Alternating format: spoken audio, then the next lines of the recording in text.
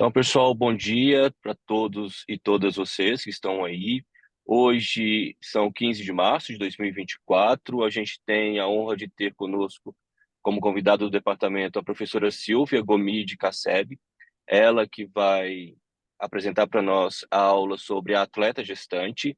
A professora Silvia é especialista em ginecologia e obstetrícia pela Febrasgo, especialista em medicina esportiva pela Sociedade Brasileira de Medicina do Exercício e Esporte, médica preceptora do setor de ginecologia do esporte da Escola Paulista de Medicina, da Unifesp, atua em exercícios na gestação, cursos de pré-natal, saúde da mulher, atleta, esportista e em projetos de promoção de saúde através do esporte, e tem uma linha de pesquisa e capítulos de livro na área de ginecologia e medicina esportiva. Para debater o tema, a gente tem a professora Eura Martins Lage, professora do Departamento de Ginecologia e Obstetrícia da Faculdade de Medicina da UFMG, titulada em ginecologia e obstetrícia pela Febrasgo e mestre e doutora em saúde da mulher pela UFMG. Professora Silvia, muito obrigado pelo aceite, fique à vontade. Obrigada, eu que agradeço o convite, é sempre um prazer falar em outras instituições. Eu tenho um carinho especial até por Belo Horizonte, que eu acho que dentro do exercício na gestação, é um centro de formação grande de profissionais de educação física, porque nós temos uma grande formadora de profissionais aí em Belo Horizonte. E até já deixo aqui um convite de um evento que vai ter somente sobre exercício na gravidez no Hospital Mater Dei, aí em Belo Horizonte, em agosto. Eu não me recordo a data, vou palestrar, fui convidada para palestrar, mas é um evento que juntam médicos, fisioterapeutas, profissionais de educação física, todo mundo ali falando e estudando só o tema exercício físico na gestação, patologias obstétricas e tudo mais. Então já fica aí o convite para agosto, esse evento dentro do Mater Dei. Então é um carinho muito grande. Geralmente, quando chegam esses convites aqui para o nosso setor da ginecologia do esporte, quando o assunto é obstetrícia, passam para mim, que é um assunto que eu me afeiçoo muito mais e há alguns anos me dedico a estudar. E fiquei feliz com o tema que vocês me pediram de atleta gestante, porque já é algo um Bom pouco dia, eu mais vim para o treinamento do aprofundado. Ministério da Saúde. Sim. Isso. Tem que ficar fraco fazer favor aí. Eu primeiro que tenho isso.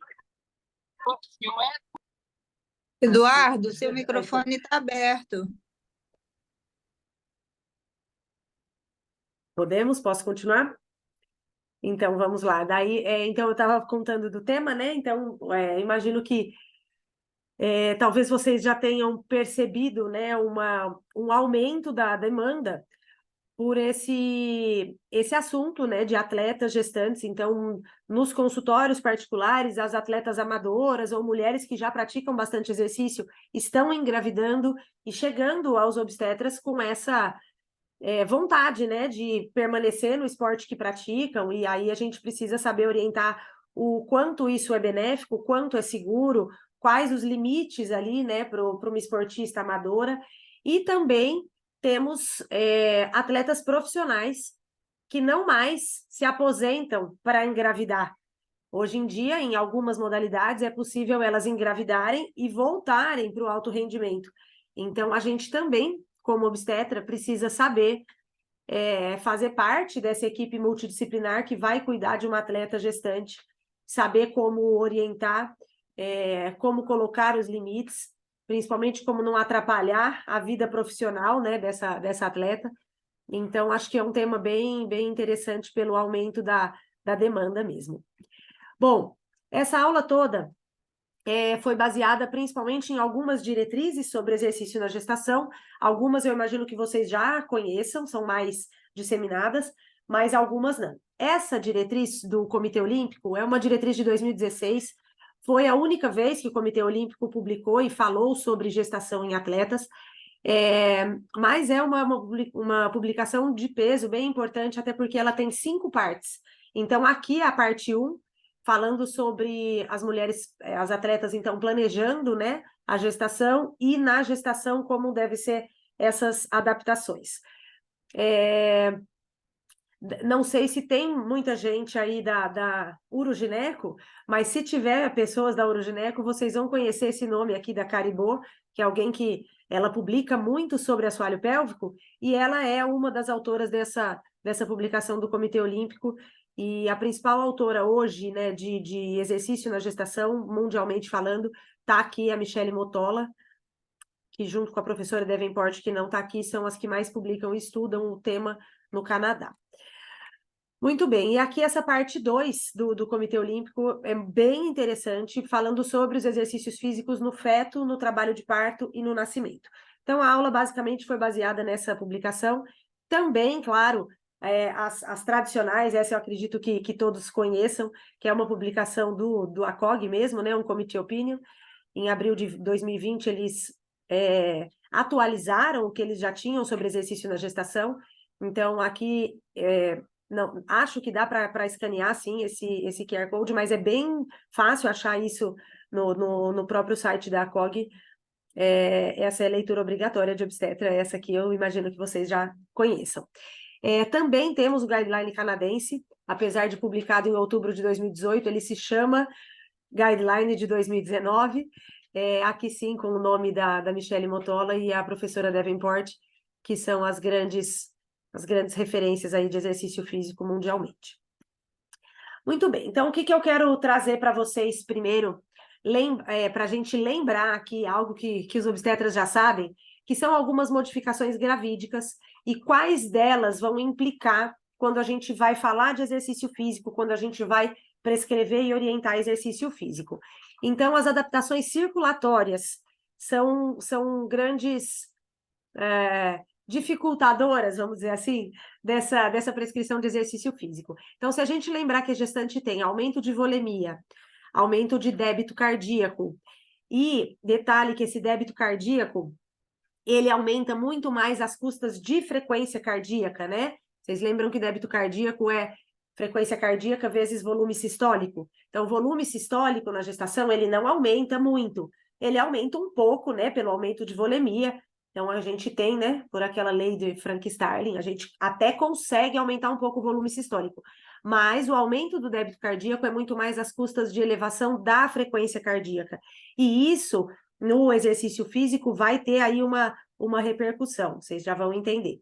Também vamos lembrar que a gestante tem diminuição de resistência vascular periférica, que poderia ser só para a placenta, mas a gente sabe que não é assim, né? Então, a gestante tem uma vasodilatação importante, pode ter uma estase sanguínea importante, até uma elevação do risco de trombose. E também diminuição de reatividade dos agentes vasopressores. Então, aquela sensação, muitas vezes, de hipotensão, por conta dos agentes vasopressores aqui, né, dos sensores, né, na carótida, no átrio direito. Então, quando ela tem uma leve hipotensão, às vezes ela vivencia aquele sintoma de hipotensão por mais tempo, e isso talvez possa afastá-la do exercício, ou ela confundir que o exercício físico é que está dando aquilo. Então, cabe a nós orientá-las o que é fisiológico e o que é preocupante.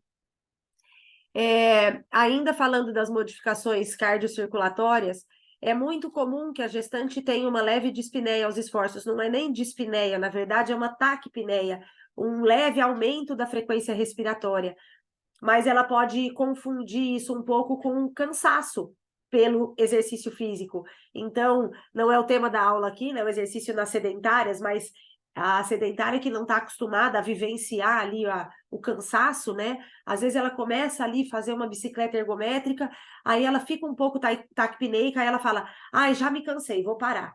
Não, calma, a taquipneia às vezes estava aí até em repouso. Então, a gente tem que saber, né, orientar esses parâmetros de intensidade, o quanto ela pode ficar ofegante, o quanto não pode. Então, cabe a nós fazermos essa orientação, até porque muitas vezes as gestantes têm acesso somente a nós, né? Pré-natal no Brasil é muito centrado ainda no obstetra, né?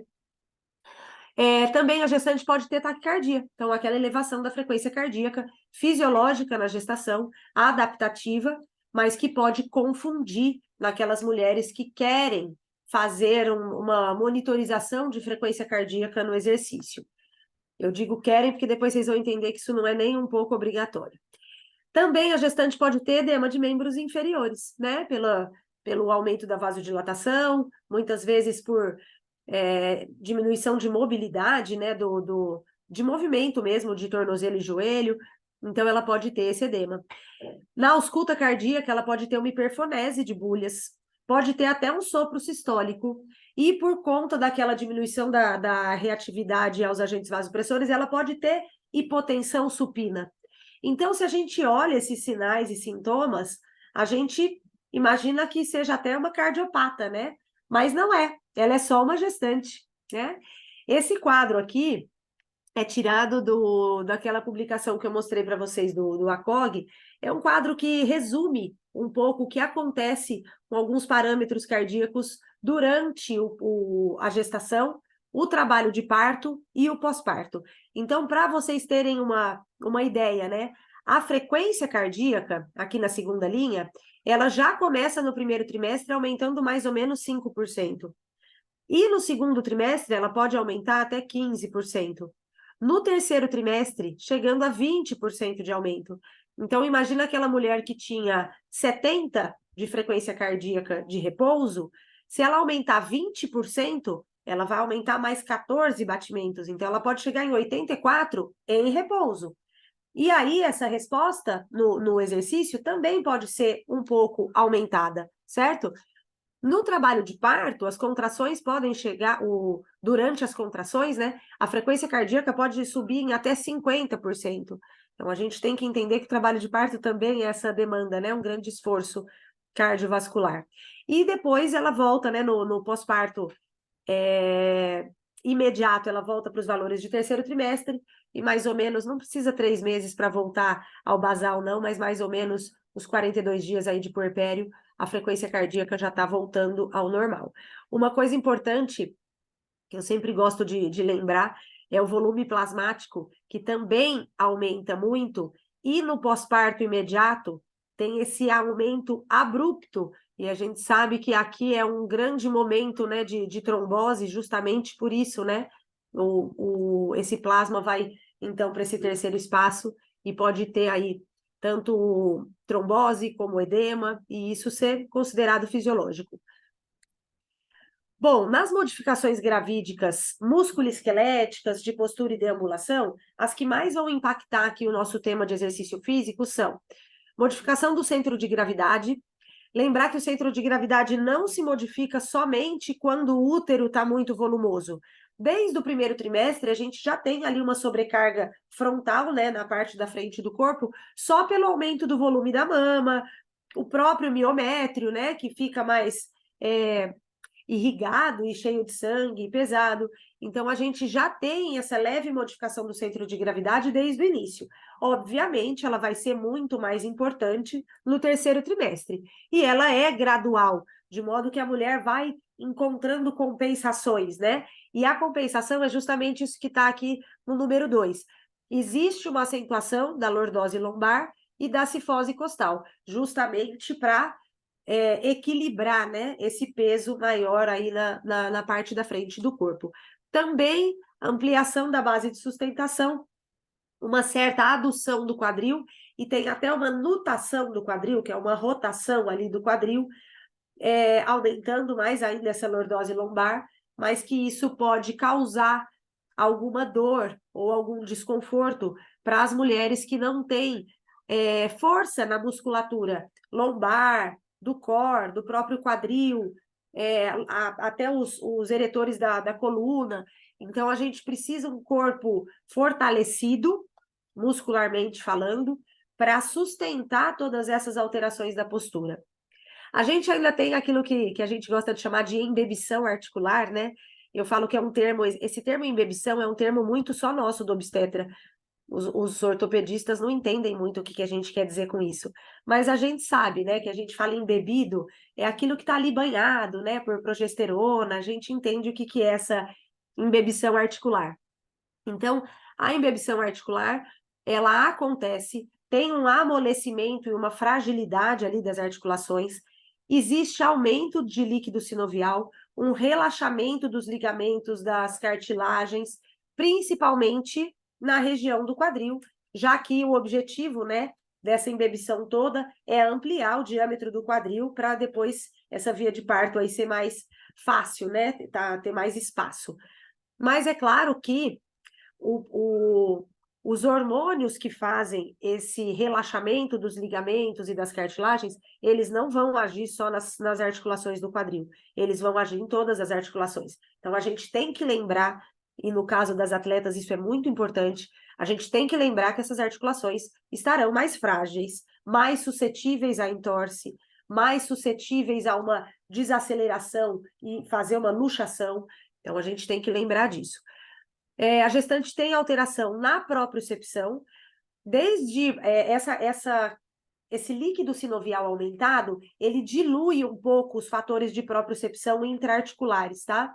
Mas também nos receptores, nos baroreceptores dos pés que trazem propriocepção. Então, a gente também tem essa lentificação na comunicação da propriocepção periférica com o cérebro.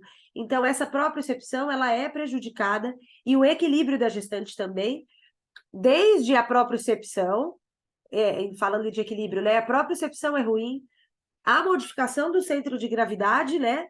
Também atrapalha, e o labirinto também fica embebido, de modo que os cílios batem mais lentos. Então, os exercícios, os esportes que têm mudança de direção, ela vivencia ali uma tontura momentânea, até que os cílios se acomodem, o labirinto virou inteiro, e aí ela consegue continuar, né, um jogo, uma prática, alguma coisa assim. Então, é importante a gente saber orientar que isso é fisiológico, para ela não se assustar, né? Mas também para ela ter mais cuidado com queda. A gente não pode contar tanto assim com o equilíbrio e a propriocepção de uma gestante.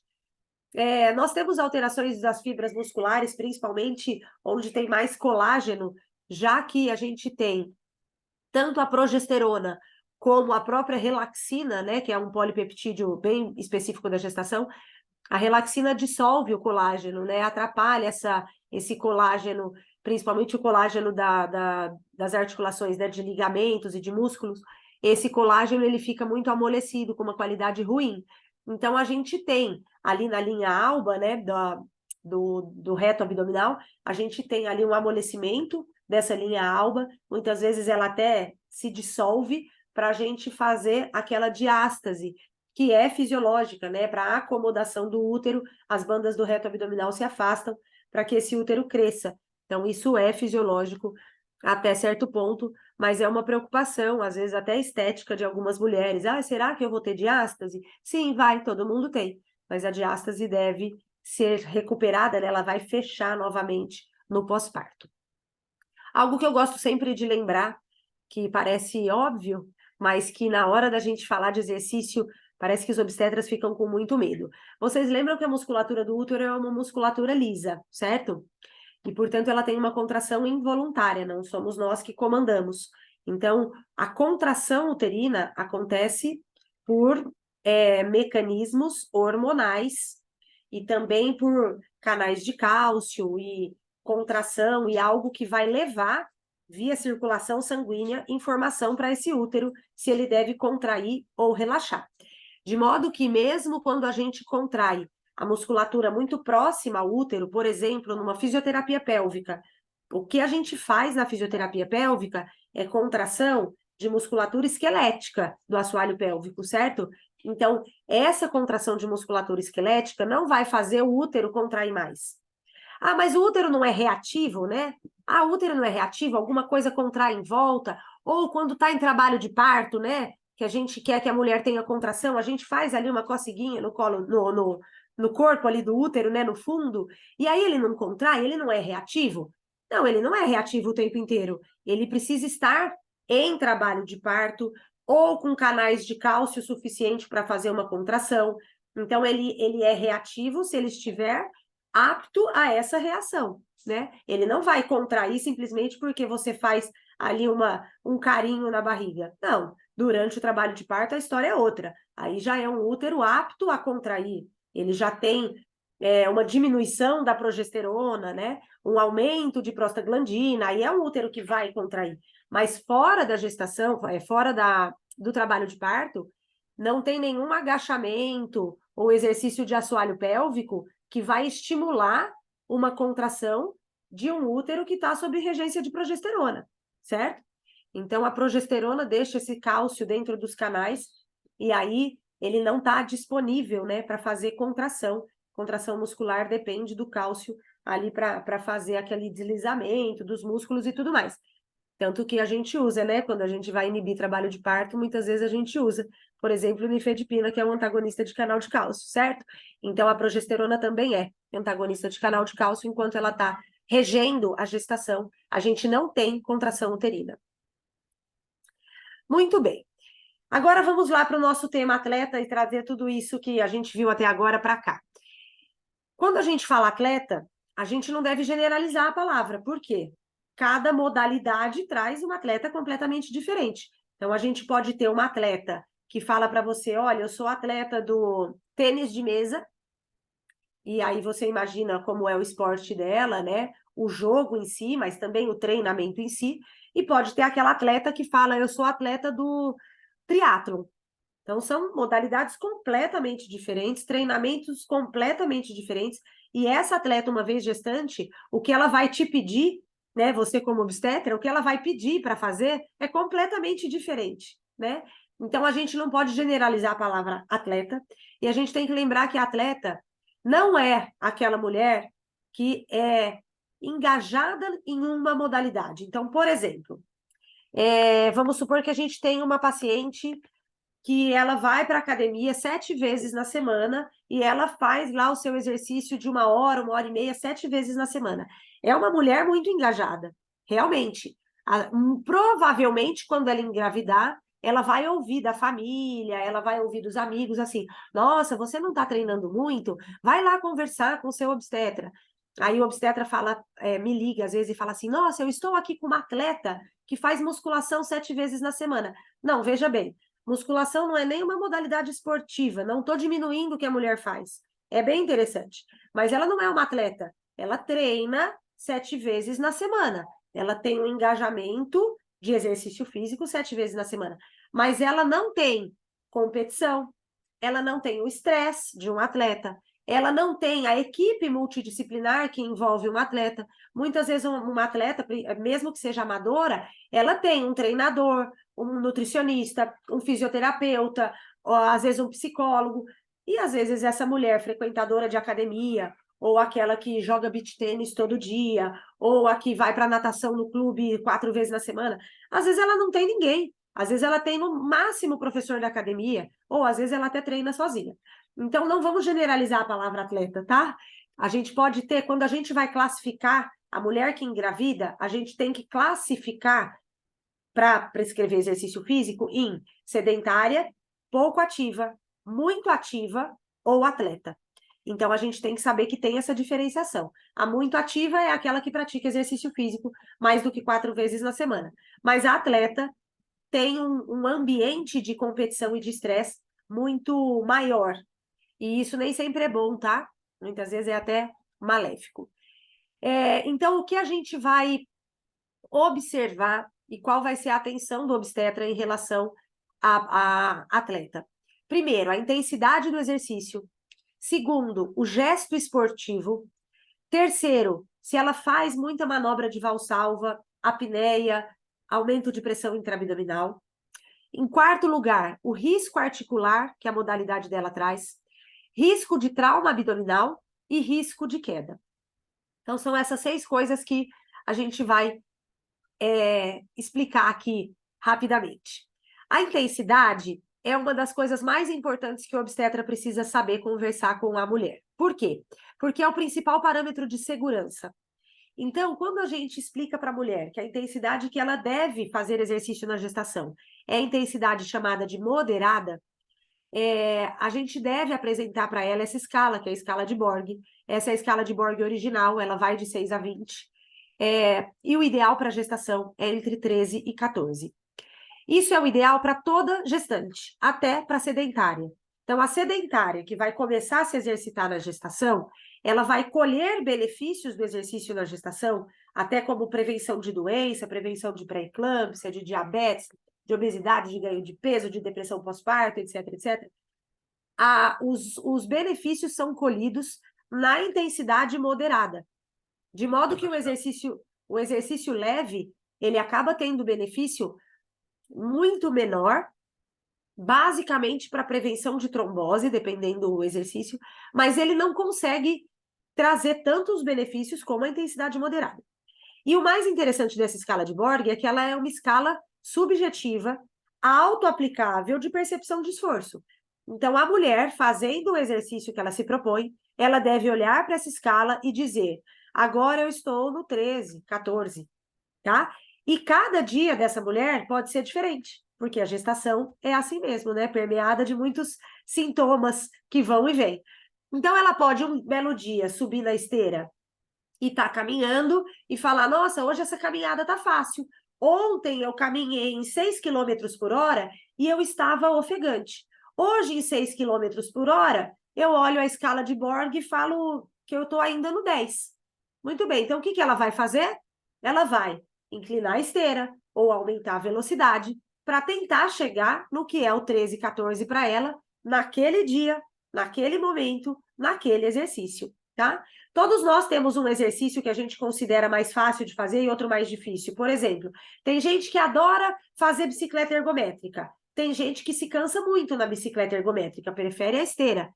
Tem gente que se cansa muito naquelas escadas. Tem gente que não cansa tanto, porque nós temos capacidades físicas diferentes. Então, a mulher tem que ter a percepção de esforço ligeiramente cansativo, Borg 13, 14, naquele exercício que ela está fazendo para aquele dia, para aquele momento, tá? E isso também vale para atleta. Então, é claro que se eu subir numa esteira e for fazer a esteira, talvez eu chegue ali no 13, 14 num trotezinho leve.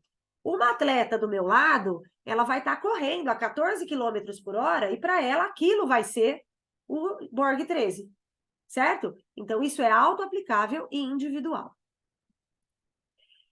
Existe uma tentativa de se correlacionar essa escala de Borg com outros parâmetros de percepção de esforço, e um bom, muito bom e prático, e que geralmente a gente consegue orientar as gestantes, é o talk test, que é o teste da fala.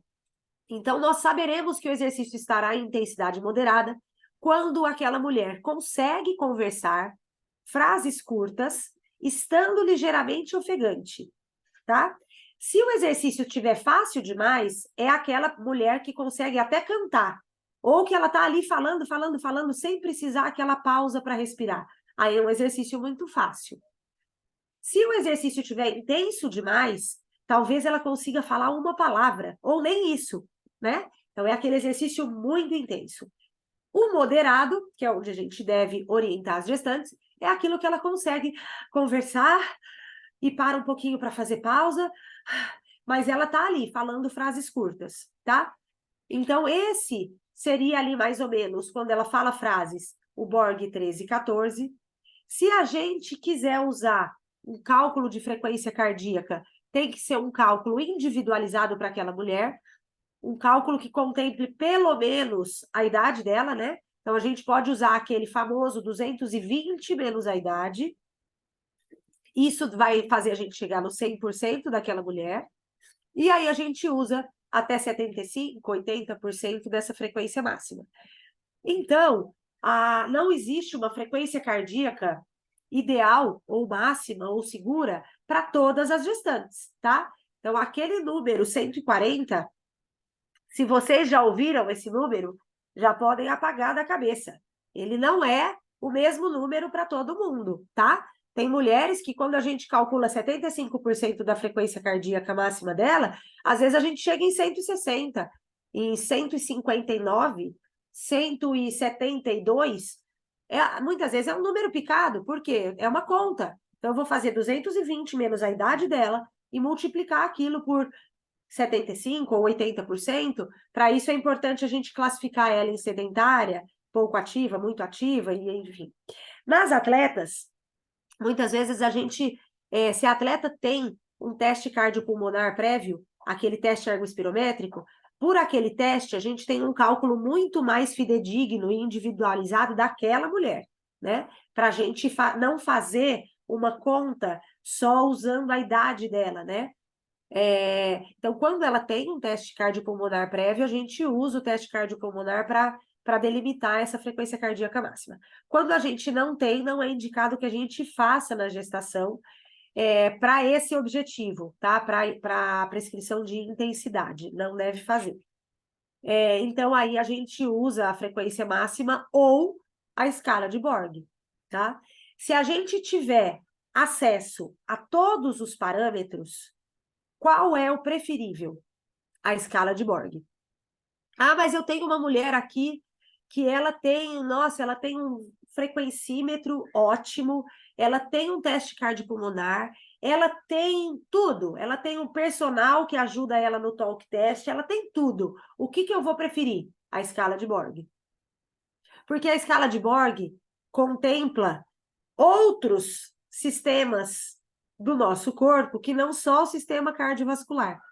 Se ela tiver mais vasodilatada aquele dia, ela pode ter um aumento de frequência cardíaca maior naquele dia. Frequência cardíaca não é um bom parâmetro. Se ela tiver desidratada, ela pode ter um aumento de frequência cardíaca. Se o feto tiver em estirão de crescimento, ela pode ter um aumento de frequência cardíaca. E às vezes aquela mulher está ali treinando com um número na cabeça. Ai, o médico calculou para mim 152. Nossa, eu estou aqui treinando, estou cansada, mas está ainda em 120. Nossa, como é que eu vou fazer para chegar no 152? Não, você não vai chegar. Você vai permanecer na sua escala de Borg 13 e 14. E o contrário também é verdade. Tem uns momentos ali, principalmente do segundo trimestre, de muita disposição, que a mulher está lá treinando e está bem, e está conversando com o parceiro de treino, e está levemente ofegante. Para ela está ali no Borg 13 e 14. E às vezes ela bate o olho no relógio e fala, nossa, estava 180. E aí, o relógio é preocupante? Não, não é. Fique tranquila, você estava no Borg 13 e 14, é aí que você tem que ficar, tá bom? Mas existe, né, no guideline do Canadá, eles publicaram essa tabela para facilitar a prescrição de intensidade por idade e se a gente deseja que aquela gestante faça exercício leve, moderado ou vigoroso. Porque sim, apesar do moderado ser indicado para a maioria das gestantes, nas gestações de risco habitual, geralmente é o moderado que a gente indica, mas tem algumas patologias que a gente tem que indicar exercício leve. E tem algumas atletas que podem permanecer por alguns períodos do treino num exercício vigoroso. Então, eles classificam, assim, menores de 29 anos, o que seria o leve, moderado e vigoroso. Então, vamos nos concentrar aqui no moderado. Então, as atletas com menos de 29 anos poderiam ficar numa zona de frequência cardíaca entre 125 e 146. Acima de 30 anos, que é a nossa maioria, né, hoje em dia, teremos aí, então, entre 121 e 141, tá? Mas, se você puder calcular para aquela mulher, é muito mais preciso, você calcula exatamente para a idade dela. Ah, não sei calcular, ou então tenho preguiça e tudo mais, existe essa tabela lá no Guideline canadense e no PARMED-X, que é um questionário também usado por eles lá do Grupo do Canadá. Certo? Entenderam sobre intensidade? É o parâmetro mais importante para a gente limitar, principalmente as atletas. A gente precisa falar sobre intensidade com elas. As atletas geralmente estão muito habituadas a ficar cansadas. Então, elas estão... viver o esforço ali, né? Curtir aquele sofrimento do esforço é o natural para elas. Então, a gente precisa pôr limites, porque elas frequentemente querem ultrapassar esse limite. Então, a gente tem que explicar essa intensidade moderada. Dependendo ali do treino, pode ter um período de mais ou menos 15 minutos do treino de intensidade um pouco acima do moderado, mas é limitado, tá? De modo que, aproveitando a foto, essa foto dessa atleta com o número de peito numa prova, não é uma foto muito bem vista, né? Por quê? Numa prova, ainda mais essa atleta aqui fazendo uma prova de pista, corrida de pista, talvez ela vai ultrapassar a intensidade moderada, não é? Ou talvez ela vai correr por muito tempo, eu não sei que duração tinha que distância tinha essa prova. Então, não é muito bem aceito que atletas façam competições, tá? As profissionais, às vezes, são obrigadas a fazer, é o caso dessa atleta aqui, patrocinador que pediu que ela competisse, e aí ela foi. Mas, nas nossas atletas amadoras, principalmente no consultório, quando elas pedem assim, mas eu estou inscrita numa maratona, será que eu não posso ir correr? Não, não pode. Maratona tem 42 quilômetros, vai ser uma prova muito longa, você não vai ficar 4, 5 horas exposta a um esforço. Não, não pode. Mas e se a prova for curtinha? Eu vou fazer só 10 quilômetros andando? É mesmo? Precisa disso? Para quê? Por que agora? Né? Por que não depois? 10 quilômetros, às vezes, para ela fazer ali em 60 minutos, que é o recomendado para gestante, talvez ela vai ultrapassar a intensidade moderada, tá? Então, a gente precisa analisar muito bem o quanto o exercício, né, o esporte ali, está envolvendo a vida da mulher. E aí, ser uma atleta profissional ou amadora, tem bastante diferença.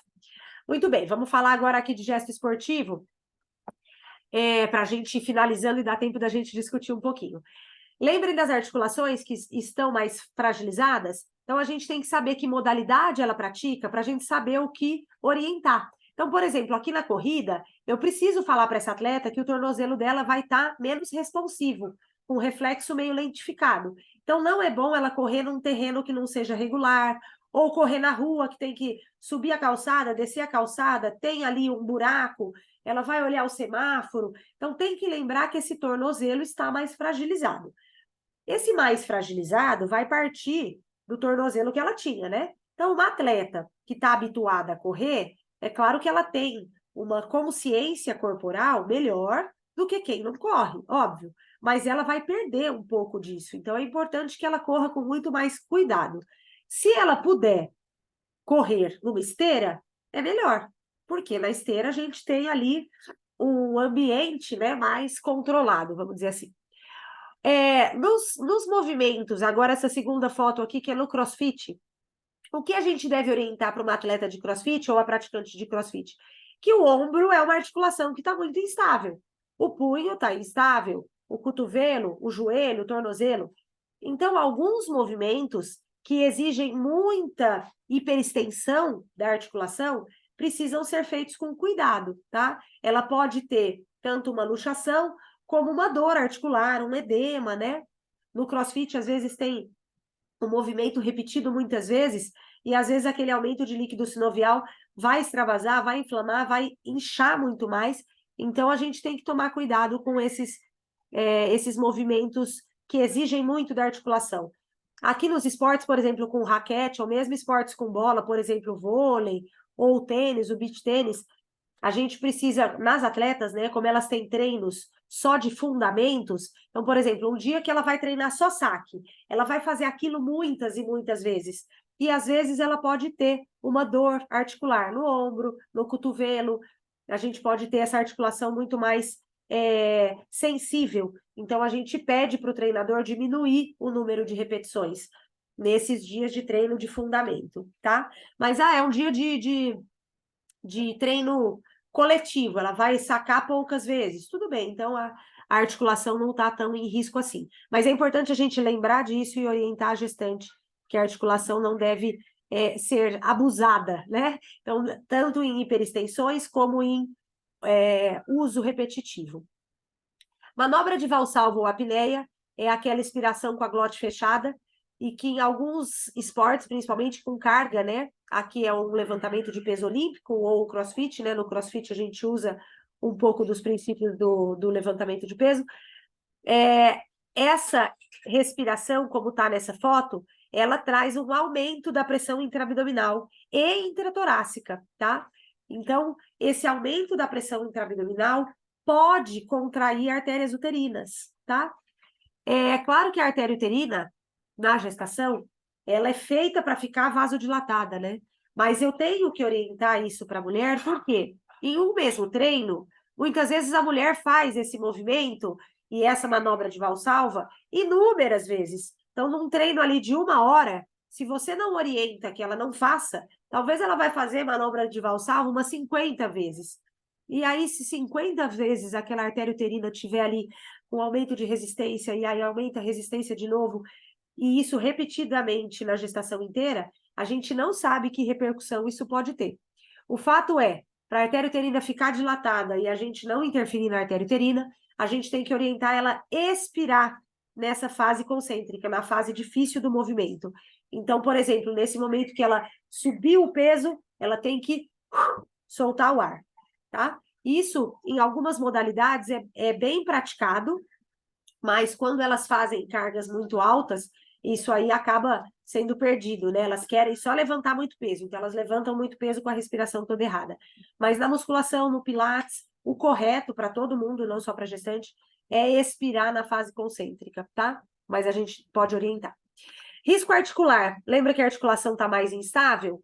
Então, aqui eu tenho uma gestante em várias posições do yoga. Gostaria que vocês observassem e refletissem sobre o tornozelo dela em algumas posições, o ombro em algumas outras. Vocês acham que tudo aqui está muito seguro? Ou que ela pode ter ali uma luxação, um entorse, ou uma dor? Então, até quando a gente acha que o yoga é muito seguro na gestação, a gente precisa dizer não abuse das angulações articulares. E nos esportes, a gente precisa lembrar que nos esportes que exigem desaceleração e mudança de direção, então, por exemplo, tênis mesmo, né? Você vai defender uma bola, você corre, freia, e aí aquela articulação precisa frear, né? E aí você muda de direção e acelera de novo. Então, o tornozelo tem que estar muito bem treinado ou a gestante orientada a fazer isso numa velocidade menor. Então, a gestante não vai treinar agilidade como ela treinava fora da gravidez, tá? Ela pode treinar agilidade? Até pode, mas ela não vai imprimir a mesma velocidade. Risco de trauma abdominal, principalmente no terceiro trimestre, e principalmente nas placentas anteriores. Porque, por exemplo, se a gente tem uma energia cinética suficiente aqui para essa barra, por exemplo, nessa segunda foto aqui, ó. Se essa barra bate ali no útero com uma energia, né, uma velocidade alta e uma energia cinética suficiente para descolar a placenta, né, que está ali anterior, a gente pode ter, então, esse risco aí, tá? Então, é um risco que a gente tem que considerar nos esportes com bola, nos esportes com barra, ou em qualquer coisa que pode bater, né, no colega de equipe, por exemplo, no vôlei, ou no time adversário. Então, a gente tem que lembrar desse risco de trauma abdominal. Temos que lembrar do risco de queda. E aí, a queda tanto pode ser aqui numa caixa do CrossFit, né, que ela tá lá pulando e voltando. Poxa, mas eu nunca caí. Primeiro que é mentira, né? Quem faz CrossFit geralmente tromba nessa barra, tá? E depois que o nunca caiu, a gravidez é um momento propício. Por quê? Reflexo tá pior. A consciência do corpo tá pior. O desvio ali do centro de gravidade. Então, se tem uma hora que a mulher pode cair, é na gestação. Então, tem que tomar cuidado com tudo que envolve queda, risco de queda. Aqui o ciclismo é outra clássica, né? As mulheres que pedalam, elas querem continuar pedalando na rodovia, e na rua, e na estrada de terra, e não deve, tá? O risco de queda é muito importante. E aqui é uma atleta do surf, ela é atleta profissional, ela é até famosa, tem um filme dela, ela chama Bethany Hamilton. Ela perdeu um braço quando ela era jovem por um acidente com um tubarão, e ela continuou surfando e tudo mais. E ela teve 3 gestações, surfou em todas. Mas ela surfa no quintal da casa dela, então, para ela considera que o risco de queda não é muito importante, sim, e ela é uma atleta profissional. Mas, até cair na água, dependendo da velocidade que você cai na água, pode ser uma energia cinética tão dura quanto cair no cimento, tá? Então, não é porque cai na água que é sempre macio. Então, isso também tem que ser orientado. Muito bem. E é isso, pessoal. Queria agradecer, ficar aqui à disposição de vocês para qualquer dúvida e para a gente debater aí. Obrigado, doutora Silvia. Eu passo a palavra direto agora, então, para a doutora Eura. Obrigada, bom dia a todos. Inicialmente agradeço, Eduardo, né, pelo privilégio de estar aqui hoje, professora Silvia, com você. Certamente todos nós aprendemos muito hoje. E, assim, o que fica para mim, depois disso tudo, é que, mais uma vez, reforça a importância das pacientes fazerem a consulta pré-concepcional, né? Tantas que já são atletas, porque elas vão ter que fazer adaptações, né, nas atividades que elas já têm, e para que as que não praticam atividade física, elas têm que ser encorajadas a mudar o estilo de vida mesmo, né? Fazer atividade física, ter uma alimentação saudável. Então, cabe a nós ali que vamos atender essas mulheres ali em idade fértil, cabem essas orientações, né? Nós temos que fazer isso. Até vou relatar um fato que no ambulatório aí aqui do Hospital das Clínicas, eu tive uma paciente uma vez que chegou para mim com 10 semanas, era uma paciente que competia, né? Competições de fisiculturismo, e ela chegou com 10 semanas já trazendo uma doula, porque ela tinha um sonho de ter um parto natural. E apesar das nossas orientações, ela não se conscientizou das limitações que ela tinha pelo porte físico dela, né? E não deu outra, né? Ela teve uma pré-eclâmpsia sem critério de gravidade, o parto teve que ser induzido, ela necessitou de analgesia porque não suportou a dor, o períneo não tinha elasticidade nenhuma, precisou de epício, ainda precisou de vácuo extrator. Então, quando nasceu aquela bebê ali, a Apgar 9 e 10, ela chorava, mas era assim, não parecia que era de emoção, não. Ela disse que vocês destruíram o meu sonho de um parto natural, e de um parto normal mesmo. E aí eu disse a ela, não, nós realizamos o sonho de te ajudar a trazer um bebê saudável. Mas ela não se conscientizou disso, não. Demorou alguns anos para ela me procurar lá no pré-natal e voltar às boas comigo. Então, eu acho que é muito importante essa avaliação pré-concepcional, essa conscientização das limitações que a atleta vai ter, e daqui não é atleta, fazer atividade física, né? Porque a gente vive alguns dilemas aí. Chega para nós a gestante com diabetes gestacional, não faz nenhuma atividade física. A gente sabe, né, que a atividade física junto da dieta vai em 70 a 80% dos casos a gente consegue Controlar, controlar né? bem. Exato. Mas, assim, como é que você estimula? Você até estimula, mas como é que ela vai se conscientizar que ela vai ter que fazer? Se o senso comum é que ela deve fazer repouso, ficar tranquila, né? Então, Mas só tem sabe, Eura, que eu atividade. acho, eu penso assim, o senso comum deveria ficar para os leigos. O que mais eu fico, eu tenho, é mais a minha voz, né, minha luta. O que mais eu falo é que não seja o obstetra, essa pessoa que acha que tem que fazer repouso no primeiro trimestre, ou que teve contato com essa mulher até ela fazer o teste de diabetes e que em 26 semanas não falou nada sobre exercício físico, e aí vem um teste positivo e fala: então, a senhora é sedentária, agora você vai ter que começar. Poxa, era uma conversa para ter tido na primeira consulta. Então, que esse senso comum fique para o leigo. Nós, obstetras, não podemos. A gente tem que entender que esse assunto, exercício físico, tem que estar na consulta de pré-concepção e tem que estar na primeira consulta. Aquela primeira consulta que você vai falar para ela não usar bebida alcoólica, para ela diminuir o cigarro, para ela comer tal e tal coisa, não passar muito tempo em jejum, nessa orientação básica já tem que ter a orientação faça exercício, né? Faça exercício em intensidade moderada a maioria dos dias da semana. Então, que a gente não seja esse público leigo aí, que ainda é banhado de mitos, né, de exercícios na gestação. Então, a gente precisa saber orientar, no mínimo, essas orientações básicas.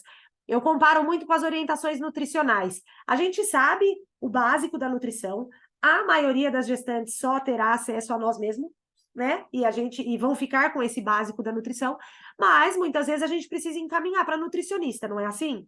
Então, que com o exercício físico seja igual, que a gente saiba o básico, que a gente saiba orientar, aquela orientação que vai caber ali para 60%, 70% das gestantes, e que quando ela precisar de algum exercício específico, uma patologia específica, que eu possa encaminhar para o médico do esporte, para o profissional de educação física especializado, para alguém orientar um exercício numa situação especial, numa patologia obstétrica, numa placenta prévia que não precisa repouso, e enfim, e tantas outras coisas, né? Mas a gente precisa saber o básico. Eu concordo com você.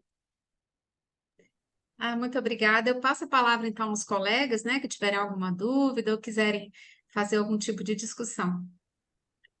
Professora Marilene, a senhora gostaria de falar, Alguma traçar coisa? isso? Obrigada. Prazer, Silvia. Eu sou Marilene, eu trabalho com uroginecologia aqui na UFMG. A sua aula foi Prazer. fantástica. Eu tinha colocado aqui no chat. Ontem eu estava com a sua colega, né, Maraí, a gente na comemoração do Dia Nacional da Incontinência Urinária. Mas a minha pergunta que eu pus aqui no chat também vai dentro. Eu achei muito bacana você falar isso, que o obstetra não pode ter esses conceitos de leigo, ele tem que saber orientar essa gestante baseado no que a gente tem de evidência e não nesses pré-conceitos que a Conceitos, exato. gestante tem que ter essa limitação, principalmente a gestante atleta. E falando especificamente da atleta, há também um preconceito de que todo o assoalho pélvico delas tem hipertonia e que isso seria um dificultador para o parto, para o segmento dessa gestante. É claro que isso é importante para a fisioterapeuta que vai acompanhá-la durante o pré-natal, fundamental isso, há um olhar diferenciado para essa gestante atleta, não é os mesmos exercícios, o mesmo preparo que tem para a gestante no sentido da fisioterapia, mas eu queria que você comentasse um pouquinho da sua experiência sobre esse mito, que a atleta tem um assoalho pélvico hipertônico e que isso seria algum limitador em termos do parto normal para elas. Obrigada, viu, Silvia? Nada, imagina. Realmente assim, depende muito da modalidade que ela pratica. A gente tem, sim, algumas atletas que têm uma hipertonia, lá no ambulatório da ginecologia do esporte, inclusive é um dos nossos trabalhos, né? A parte de incontinência urinária nas atletas. Muitas têm incontinência urinária até por conta de resíduo miccional, por hipertonia, enfim. Então, dependendo da modalidade, elas têm sim. Aproveitando até o exemplo que a Eura deu de uma fisiculturista, provavelmente tem. E o que é pior no fisiculturismo, elas têm tensão e muita incontinência urinária atlética, porque elas fazem manobra de valsalva. Então, o que a gente tem em muitas modalidades é um assoalho pélvico disfuncional. Mas o assoalho pélvico é treinável. Então, o que a gente tem que fazer com essas atletas? Mandar para a fisioterapia pélvica o quanto antes, tá? A fisioterapeuta pélvica, ela fica esperando a nossa liberação para começar a atuar. Então, a gente também não deve liberar para a fisioterapia pélvica no terceiro trimestre, pensando que ela só vai fazer um treinamento ali para o parto. Não, a gente libera para a fisioterapia pélvica até no primeiro trimestre. Tem atletas que já têm a fisiopélvica antes, porque às vezes ela já tem uma incontinência urinária sendo tratada, às vezes ela já tem uma dispareunia sendo tratada. Então, é só deixar a fisio manter o trabalho dela, inclusive no primeiro trimestre. Então, eu acredito que não existe assoalho pélvico que não seja treinável, tá? Nas mãos de uma boa fisioterapeuta, em equipe multidisciplinar, então a físio que consiga conversar com o obstetra e que a gente tenha ali essa troca, né, multidisciplinar importante, eu não vejo dificuldade quando o assoalho pélvico foi bem treinado, eu não vejo essa dificuldade, por exemplo, para o parto normal. Mas ela tem que fazer um treinamento, tanto do assoalho pélvico, como o treino dela, treino de exercícios físicos na gestação toda, tem que ser um treino de gestante, né? Então, a atleta, quando engravida, ela não fica treinando como atleta, ela tem que pensar que ela é uma atleta gestante. Então, tem alguns exercícios, essa diferença aí da respiração, aquela manobra de valsalva, a gente evitar a manobra de valsalva também é pensando no assoalho pélvico, não só na artéria uterina, né? Então, a gente ensinar a respiração, a gente não, né? Aí vai ser o profissional de educação física ou o fisioterapeuta que está com ela. Mas a gente priorizar essa respiração correta, esse treinamento de assoalho pélvico, eu não costumo ver tensão na hora do parto, tá? Se aquele assoalho pélvico foi treinado. Muito obrigada, Silvia. Professora Silvia, tem uma pergunta da professora Amanda no chat. Se ela estiver aí, ela quer fazer a pergunta, eu posso ler aqui. Bom dia. Olha ela aqui de... Bom dia. Bom dia, professora Silvia. É um prazer, viu? Eu estava aqui querendo te agradecer pela sua aula maravilhosa, tão prática, né? E assim, tão necessária, né? E por causa exatamente desses conceitos e preconceitos que precisam de ser... São paradigmas que precisam de ser desfeitos pelo profissional, né? Pelo médico, pelo obstetra, né? Que está aí no dia a dia. Queria dizer de você de um esporte, talvez o mais comum aqui em Belo Horizonte, de amador, quem está aqui junto... Belo Horizonte é a cidade dos corredores e corredoras, né? Então a corrida e é um esporte democrático, né? E barato, né? Só precisa de um bom tênis, mas de preparo. Então é muito comum nos depararmos com mulheres atletas amadoras, corredoras gestantes. E eu queria 2 opiniões suas baseadas até na fisiologia. Qual que é a sua opinião a respeito de suplementar colágeno? E como se você lidaria, porque é muito comum as luxações mesmo na gestação, né? E é muito comum na corrida, né? Tanto, assim, principalmente até coxo femoral. E como seria, assim, umas dicas para poder lidar com isso para aquelas mulheres que querem continuar correndo durante a gestação? Logicamente, adaptado e sem competição, que eu também falo, competição não é agora, competição vai ser depois. Exato. Muito obrigada, professora Silvia. Nada, imagina. O colágeno, a sua dúvida é de colágeno tipo 2, pensando em articulação, ou colágeno para pele, pensando em... Não, é o C2. Seria Tá. o C2 para articulação mesmo. Não tem nenhuma evidência de que isso melhoraria ou preveniria alguma dor articular na gestação, tá? Então, eu geralmente não prescrevo e realmente a gente não tem nenhuma evidência. Tem algumas mulheres que tomam por condromalácia, né, ou por alguma dor articular e querem continuar tomando. Proibido não é, né? Afinal é um pool de aminoácido, né? Mas ninguém garante que aquilo vai prevenir alguma dor ou alguma luxação ou qualquer coisa na articulação de uma gestante. Então não é indicação de prescrever, mas se ela quiser manter, não tem problema. Quando a gente fala de lesões, essas lesões tornozelo, coxo femoral, dores e etc., o que previne lesão em corredores é o fortalecimento, né? Então o esporte corrida não envolve só correr, a gente precisa aquecer e fortalecer. Então, o aquecimento mesmo da corrida, geralmente é feito com um tipo de exercício que se chama mobilidade. Então, o treino de mobilidade é um treino importante para corredores e importantíssimo para gestante. Toda gestante tem que fazer mobilidade. É um dos 4 exercícios que a gestante é obrigada a fazer. Então, toda gestante deveria fazer exercícios aeróbicos, exercícios resistidos, exercício de mobilidade e exercício e treinamento de assoalho pélvico. Então, são 4 tipos de exercícios que a gestante deveria fazer. Então, o exercício de mobilidade, ele aquece e prepara a articulação para a sobrecarga que vai vir. Seja ela um treino de corrida, um ciclismo, a musculação. Então, é aquela articulação preparada para o exercício principal, para o treino principal. E isso já previne muito, principalmente as lesões de tornozelo, porque a gente acorda um pouco o tornozelo e prepara o tornozelo para a corrida, tá? Então, acho que na gestante, todo corredor deveria fazer, mas na gestante isso se torna ainda mais obrigatório. Sabe que a gestação é uma janela de oportunidade muito boa para as atletas reverem seus treinos. Então, aquela que não fazia tanto fortalecimento, porque não gosta, às vezes na gestação ela entende a importância, ela passa a fazer. Ah, que não fazia tanta mobilidade, passa a fazer. Ah, que não comia muito bem, passa a comer. Então, a gente tem a gestação como uma janela de oportunidade. Não raro, eu tenho atletas pós-parto que voltam a competir e falam, eu nunca treinei tão bem como agora. Porque agora eu entendo a importância daquele treino que eu não fazia, do fortalecimento, do sono, do etc, etc, etc. Então, ela aprendeu na gravidez como ela deveria ser. Então, ela estabelece as pazes, né? Ela faz as pazes com os treinos que ela não gosta muito.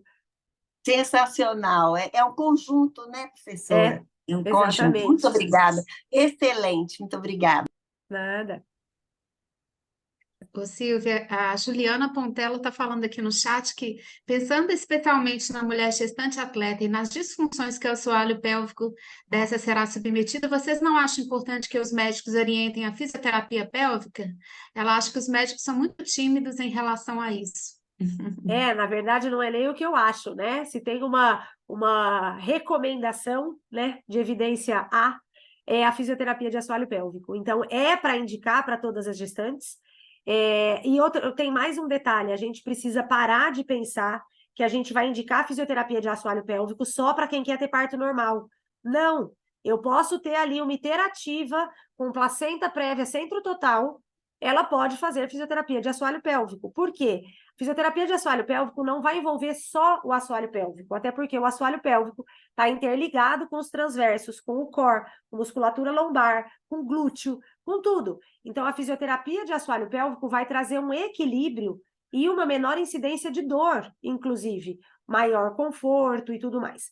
Outra coisa que tem obstetra que pensa muito é que a fisioterapeuta de assoalho pélvico vai sempre fazer toque vaginal, e que a fisioterapia toda está baseada no toque vaginal. Ah, então se ela tem uma placenta prévia, eu não posso. Não, não é, gente. Tem dia que a gestante vai na fisioterapeuta, ela não tira nem a roupa íntima, porque a fisioterapeuta está fazendo fortalecimento do glúteo, alinhamento de postura, esse trabalho de nutação e contranutação do quadril. Tem dia que não tem que fazer. E se for uma fisioterapeuta especialista, né, em obstetrícia, se você escrever para ela gestante com placenta prévia, a fisioterapeuta sabe que ela não pode fazer toque.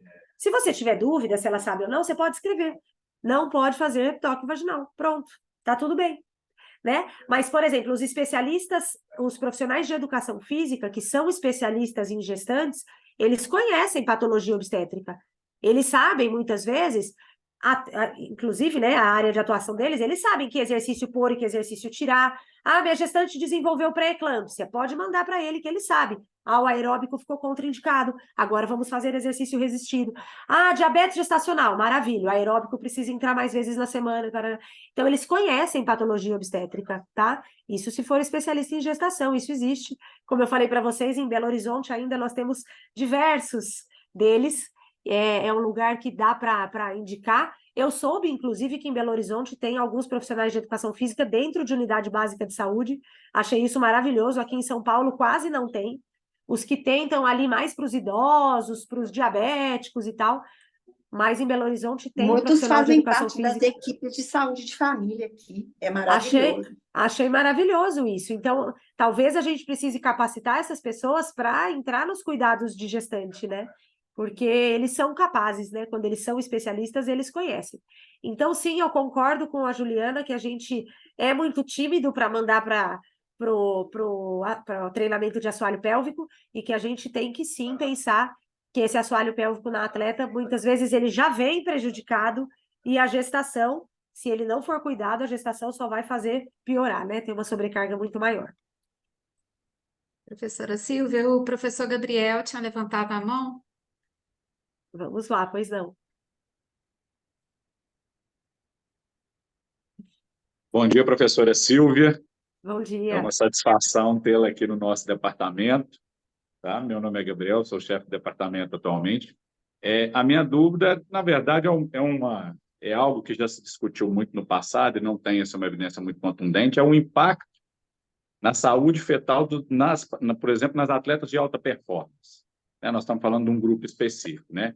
Como que isso impacta na saúde fetal o excesso de exercício, né? O exercício acima do limiar para essas pacientes?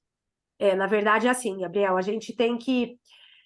A gente sabe quais são os limites seguros, hoje a gente sabe, né? Onde estão os limites seguros em termos de intensidade, em termos de duração dos treinos, e se a atleta faz esse exercício bem prescrito e bem orientado, nos limites seguros, o impacto fetal vai ser um impacto positivo. Mas algumas atletas ultrapassam esses limites, algumas porque não foram orientadas e algumas mesmo orientadas querem ultrapassar. Então, o que mais a gente vê, a principal repercussão dos treinos muito mais longos ou intensos é restrição de crescimento intrauterino, tá? Então, essa é a principal repercussão. Não é comum de todas as atletas, porque muitas vão treinar mesmo como deveria treinar uma gestante, né? Na intensidade correta, moderada, duração do treino e tudo mais. Mas, quando elas ultrapassam muito, e isso repetidas vezes, né? Aí sim elas podem ter restrição de crescimento. Tem um trabalho bem antigo que mostrava comparou, né? Mulheres, atletas com mulheres de atividades habituais, e mostrava que as atletas tinham fetos um pouco menores. Nesse trabalho, se não me engano, a média foi 400 gramas menores, mas que eles tinham uma composição corporal melhor, eles tinham mais massa muscular do que os fetos das mães que só tinham atividades físicas da vida diária.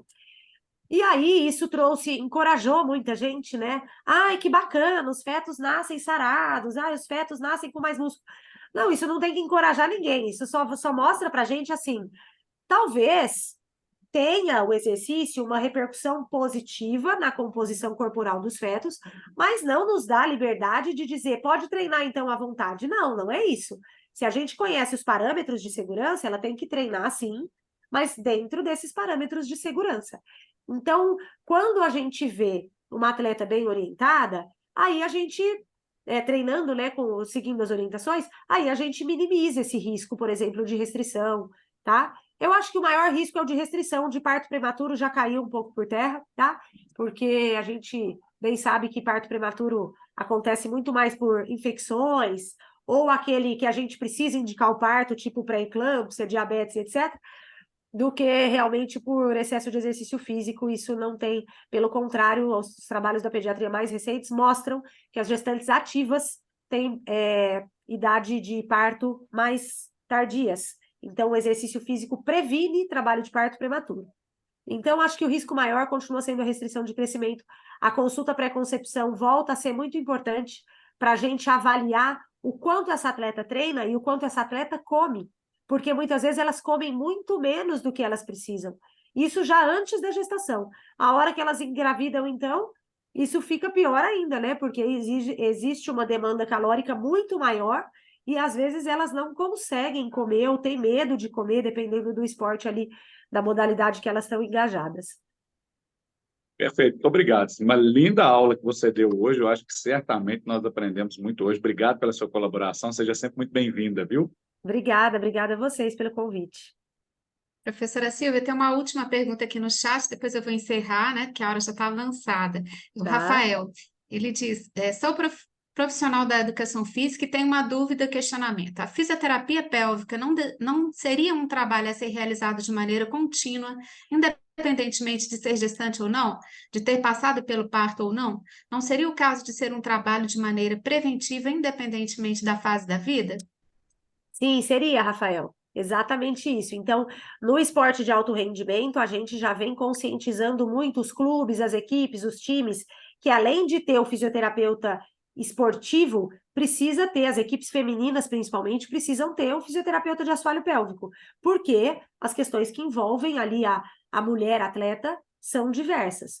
A fisioterapia de assoalho pélvico, ela não para no parto, inclusive no pós-parto, ela é o primeiro exercício que volta a ser realizado, tá? Tem um trabalho bem interessante, acho que até da Caribou mesmo, mostrando que 48 horas pós-parto já existem exercícios de assoalho pélvico que poderiam beneficiar essa mulher no recrutamento ali de algumas fibras musculares. Então, no pós-parto, é a hora da fisioterapeuta trabalhar mais ainda, porque realmente deveria, sim, ter esse acompanhamento para sempre. Você está certo. A atleta feminina merece uma fisioterapeuta de assoalho pélvico. Eu te agradeço muito, agradeço ao professor Eduardo pelo convite, foi um privilégio participar aqui hoje. Eu passo a palavra a ele para o encerramento. Obrigada. Professora Silvia, parabéns pela excelente aula. Professora Eura, obrigado por ter aceitado participar desse debate, e a todas e todos os professores que participaram também dessa reunião. Foi uma aula extremamente esclarecedora. Foge, não deveria, mas foge do nosso hábito do dia a dia, né? Mas quando você traz todos esses conhecimentos, esses conceitos para a gente que são amplamente praticável mesmo na nossa rotina e que às vezes a gente acaba negligenciando aos poucos, isso faz com que a aula seja muito mais enriquecedora. Muito obrigado por ter aceitado o convite. Obrigada a vocês. Obrigado, pessoal. Obrigada. Uma boa sexta-feira para todos vocês e a gente volta na nossa próxima reunião. Obrigada, Silvia. Tchau, Prazer, bom dia. professora. Tchau. Tchau. Abraço, gente. Tchau, gente. Boa sexta, bom fim de semana. Para você também, Alamanda.